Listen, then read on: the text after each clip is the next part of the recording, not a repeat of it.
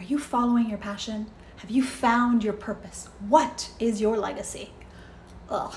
No offense to these questions conceptually. I just think practically they're not very helpful. And so the reality is most of us either don't know what our passion is or tend to not know how to put that into a profitable career, which is why in week 3, I like to focus on helping my clients find their purpose in a way that's a little bit more actionable and tactical than simply telling them to go follow their bliss. So for that, I reference Cal Newport's book called Be So Good They Can't Ignore You, because he really emphasizes the need to adopt a craftsman mindset as opposed to a passion mindset.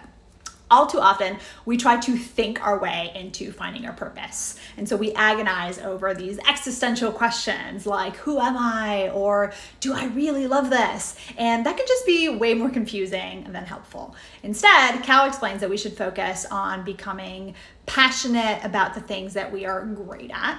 And so it's much more helpful to do that by focusing on building up your skills like a craftsman. And so that means taking a methodical approach to learning a new skill and actually tracking the reps or the KPIs that actually matter. So for instance, if you're trying to be a comedian or a performer, counting how many times you actually get on stage as opposed to just the amount of hours that you spend practicing by yourself in your room. Of course, just being great at something is not enough. There is a ton of very talented people in the world who still lack meaning and are totally miserable. So the key here is trying to find a way to use your skills and package them into a mission that you believe in.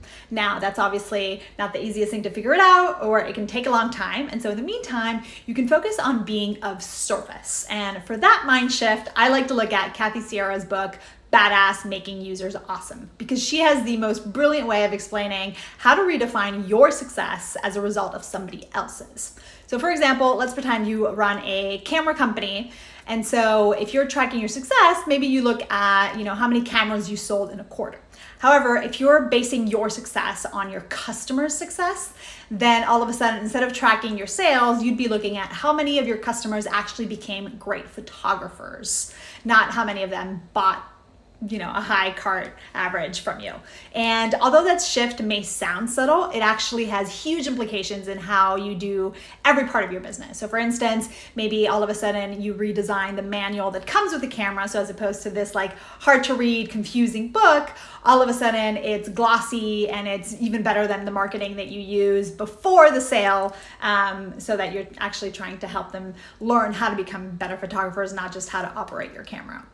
That's just the tip of the iceberg. I mean, she also goes into why you should avoid causing cognitive leaks. And, although you can apply that to your customers, it can also have huge implications in how to help support your spouse, your friends, even yourself. So if this sounds interesting, hit follow for more, because I'll probably do a deep dive on that soon.